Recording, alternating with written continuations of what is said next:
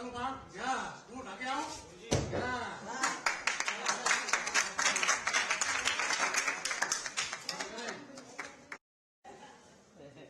इसको पता है अंदर क्या हो रहा है, क्या हो रहा है अंदर?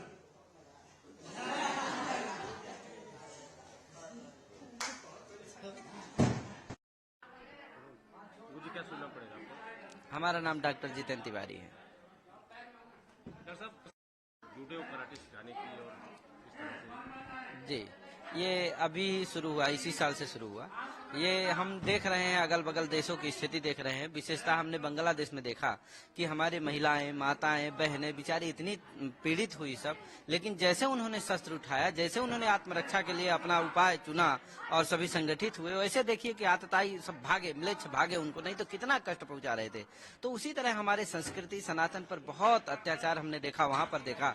तो हम सोचते हैं कि अपने से पहले ही सशक्त और अच्छे से रहना चाहिए, और सभी बच्चे अगर अच्छे रहेंगे तो अपने परिवार, अपनी और अपने घर वालों की रक्षा कर सकते हैं, सुरक्षा कर सकते हैं, अपने देश की सुरक्षा कर सकते हैं, अपने राष्ट्र की सुरक्षा कर सकते हैं। इसलिए परम आवश्यक है कि पहले बच्चे स्वस्थ रहे और निरोग रहे, अच्छे रहे। और इससे एक बड़ा अच्छा ये हो जाता है कि स्वस्थ रहने के कारण कोई भी कार्य कर सकते हैं, क्योंकि जब भी स्वस्थ रहेंगे तभी ही कोई कार्य हो सकता है। और हमारे यहाँ पतंजलि जी ने योग सूत्र लिखा है, तो संस्कृत में तो बहुत सारे योग पहले से भी रहे। काश में ब्रह्मास्त्र है, पाशुपतास्त्र है, इत्यादि सब पहले भी रहे इसमें। तो इसलिए हम लोगों को बस केवल एक जागरूक करना है, बस हो गया। बाकी तो सब पर खतरा है, सनातन पे खतरा दिख रहा है आप? जी, हम बहुत ज्यादा इस पर देख रहे हैं, क्योंकि हम देख रहे हैं कि अन्य धर्मों में तो बहुत सारे लोग हैं, सब आ जाते हैं, बाहर से भी देश के हस्तक्षेप करने लगते हैं, बोलने वाले होते हैं। लेकिन सनातन धर्म में होता है अगर तो कोई नहीं, भारत के ही बहुत सारे हैं जो मौन हो जाते हैं, उन्हीं का साथ देने लगते हैं। इसलिए इस पर बहुत खतरा मैं देख रहा हूँ। इसलिए इसके लिए बहुत ही आवश्यक है कि हमारे बच्चे सशक्त रहें। शास्त्र के साथ साथ शस्त्र की भी परम आवश्यकता है। इसलिए हम ये प्रकल्प रखे हैं लाल जी द्वारा। एक बहुत ही बाहर से आते हैं और क्या सिखाते हैं? पहले इनको मंत्रोच्चार? हाँ, सुबह से उठते हैं तो बच्चे पहले पूजा पाठ करते हैं, पहले स्नान ध्यान करते हैं, पूजा पाठ करते हैं, फिर ये सब योग सीखते हैं। इसके बाद फिर से स्वाध्याय करते हैं। तो बच्चे हमारे पिछले साल ही अभी माननीय प्रधानमंत्री मोदी जी द्वारा एक छोटे से बच्चे को पुरस्कार की दिया गया पूरे भारत में। वो संस्कृत में प्रथम स्थान लाया था। बहुत ही छोटा बच्चा है, 11-12 साल का है वो। उसको माननीय प्रधानमंत्री मोदी जी ने, तो एक उच्च शिक्षा हम देने का प्रयास करते हैं। और केवल शिक्षा नहीं, साथ में उसके साथ बताया ना अभी, शास्त्र के साथ साथ शस्त्र भी आना चाहिए, क्योंकि आत्मरक्षा के लिए हम ये सब दुर्घटनाओं से सीख लेना चाहिए हमको। क्योंकि जब आदमी के ऊपर आ जाए तभी नहीं प्रयास करना चाहिए, पहले से आदमी को सजग रहना चाहिए।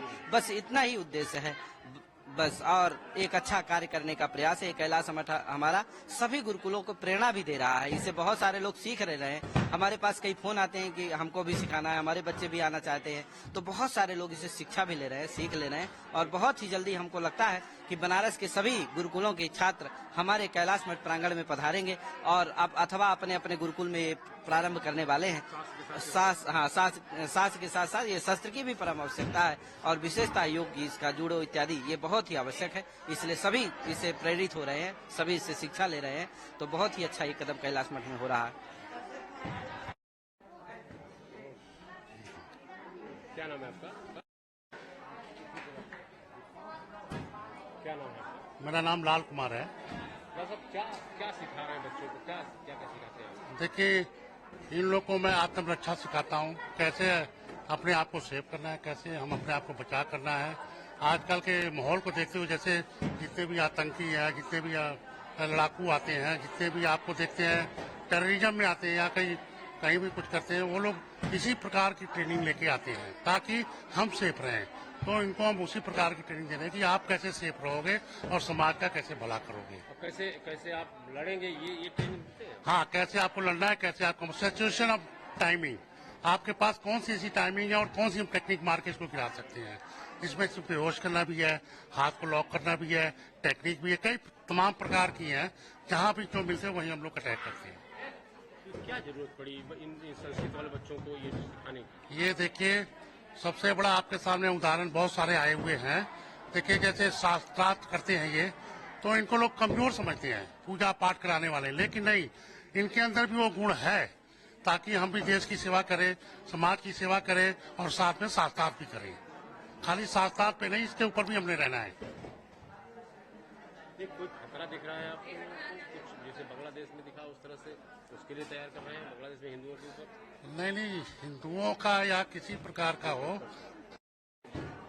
किस तरह खतरा देखा जा रहा है क्या? अभी देखिए हमारे सामने लेटेस्ट है बांग्लादेश के ऊपर कितने हिंदुओं पर अत्याचार हुए हैं। अगर वो ये सब जानते तो हो सकता है ऐसा ना होता। अगर इसकी जानकारी होती तो ऐसा ना होता। उनको कुछ आता नहीं था, वो बेचारे अटैक करते गए अपना। वो बेचारे हिंदुओं का कितना बुरा हाल हुआ, उसको मद्देनजर रखते हुए और भी कई चीजों पर हमने मद्देनजर इनको ये ट्रेनिंग करना शुरू किया।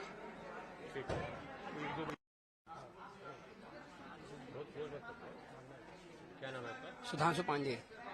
सुधांशु जी, क्या सीख रहे हैं आप? अब तक क्या सीखते थे और अब क्या जरूरत पड़ी? अभी तक हम शास्त्रार्थ आदि और ये वेद के मंत्र इत्यादि सीखते थे, किंतु हाल ही में आप देख सकते हैं कि हर जगह सनातनियों को ज्यादा परेशान किया जाता है।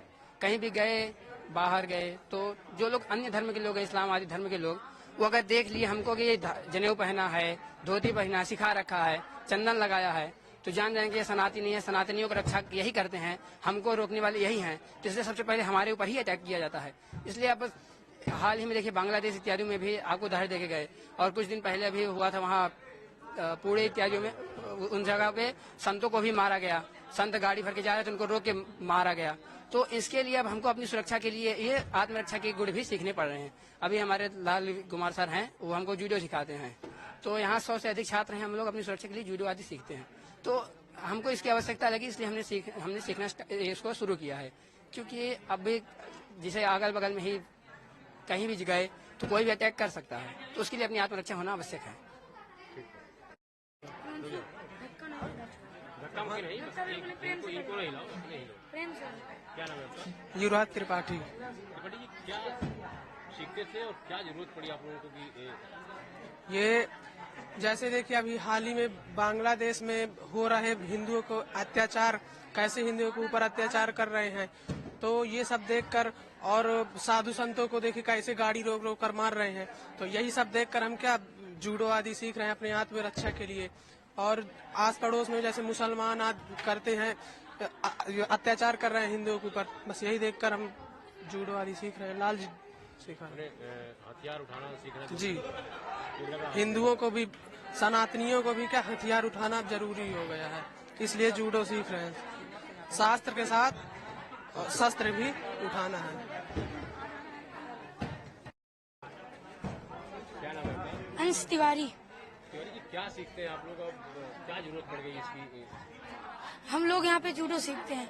ब्राह्मण का मतलब ये नहीं कि धोती कुर्ता पहन के सिर्फ कर्मकांड या पूजा आदि ही करा सकते हैं, जरूरी नहीं कि ब्राह्मण सिर्फ पूजा कराए। और आप देख सकते हैं कि हाल ही में बांग्लादेश में कैसे हिंदुओं में अत्याचार किया जाता है। हम कहीं बाहर जाते हैं, लोग मजाक उड़ाते हैं, घेर के लड़ाई झगड़ा करने लगते हैं। तो हम अपनी आत्मरक्षा के लिए और देश की रक्षा के लिए जूडो सीख रहे हैं। अभी से क्या नाम है आपका? रुद्रोपाध्याय। पति क्या सीखते हैं आप? जूडो। क्यों? अपनी आत्मरक्षा के लिए। क्या क्या सीखे इसमें? इसमें बहुत कुमी कथा, टाय सबाकी, फालिंग, बहुत सारे सीखे। और मंत्र भी आता है? जी क्या बोलिएगा? जी हम लोग कोई मंत्र बोलिए। ह्रीः ॐ मा गणानान्त्वा गणपतिगुं हवामहे प्रियाणान्त्वा प्रियपतिगुं हवामहे वसो मम आहमजानि गर्भधमा त्वमजासि गर्भधम्। शस्त्र के, मेरा नाम राघवेंद्र शर्मा है। शास्त्र के साथ शस्त्र की क्या जरूरत पड़ गई आप लोगों को? ये आज की परंपरा नहीं है, ये हमारी प्राचीन परंपरा है। जमदग्नि पुत्र महर्षि परशुराम जी शस्त्र के साथ शास्त्र का भी ज्ञान रखने वाले थे, क्योंकि जैसे जैसे ब्रधर्मियों का आतंक बढ़ता है, संतों को, ब्राह्मणों को सताया जाता है, उस समय शस्त्र की अत्यंत आवश्यकता होती है। क्योंकि ये लोग केवल शास्त्र की उक्तियों से समझने वाले नहीं हैं, सैद्धांतिक पद से इन्हें समझाएं, ये समझते नहीं है। तो इनके लिए अत्यंत आवश्यक है कि हमें शस्त्र को साथ में रखते हुए शास्त्र को भी लेना चाहिए। वर्तमान माहौल ऐसा है जिसमें शास्त्र की साथ साथ शस्त्र की भी जरूरत शस्त्र की भी अत्यंत आवश्यकता है, क्योंकि बांग्लादेश का जो घटना, हृदय को दहला देने वाली घटना, कुछ लोग जब खड़े हुए अपने हाथ में ईंटा पत्थर लेकर के।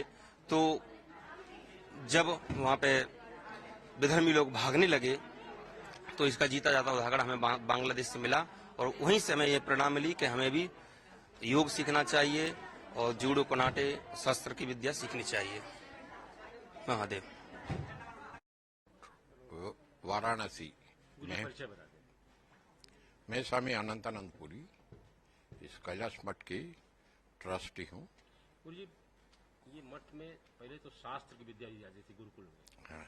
अब देख रहे हैं शस्त्र की विद्या की भी जरूरत पड़ रही है, क्योंकि ऐसी क्या है? उसकी आवश्यकता जो समाज की जो आज स्थिति है, आज बांग्लादेश में क्या हो रहा है देखिए, दूसरी जगह पे क्या हो रहा है देखिए। आत्मरक्षणार्थ शास्त्र के साथ में शस्त्र की भी जरूरत है। शस्त्र मतलब उसी उद्देश्य से ये जो इन लोगों को शिक्षण दिया जा रहा है, अपना आत्मरक्षार्थ। किसी तरह का अटैक हो तो अपने सुरक्षा कर है जूडो कराटे ये सब सिखाया जा रहे हैं। एक दिन जो आपका नाम तो मैं नहीं जानता हूँ, लाल कुमार जी जो जूडो का इंस्ट्रक्टर है, उन्होंने आए आके हमें मिलके हमको कहा कि आपका जो आश्रम में जो विद्यार्थी हैं उन लोगों को हम थोड़ा सा सिखाना चाहते हैं जूडो कराटे, तो निःशुल्क। तो हमने कहा ये तो बहुत अच्छी बात है, बच्चों की स्वास्थ्य भी अच्छा रहेगा और आत्मरक्षण के लिए कुछ विद्याएं भी सीख लेंगे। तो हमने तुरंत उनको कहा कि ठीक है आप चलिए। वर्तमान जो परिवेश है उसमें कितनी जरूरत है इस तरह के आत्मरक्षा सीखने की? हमें तो ऐसा लगता है कि हर जगह पे विद्यार्थियों को आत्मरक्षा के लिए ऐसी शिक्षाएं देना चाहिए। हर मठ में, हर आश्रमों में देना चाहिए, क्योंकि हमारा जो सनातन संस्कृति है, आज जो स्थिति देख रहे हैं, ये सनातन संस्कृति के ऊपर पाश्चात्य सभ्यता इतनी हावी हो गए हैं कि सनातन को रक्षा करना ये हमारा जिम्मेदारी बनता है, चुनौती है सनातन धर्म को रक्षा करने के लिए। आज देखें बांग्लादेश में क्या हुआ, पाकिस्तान में क्या हो रहा है।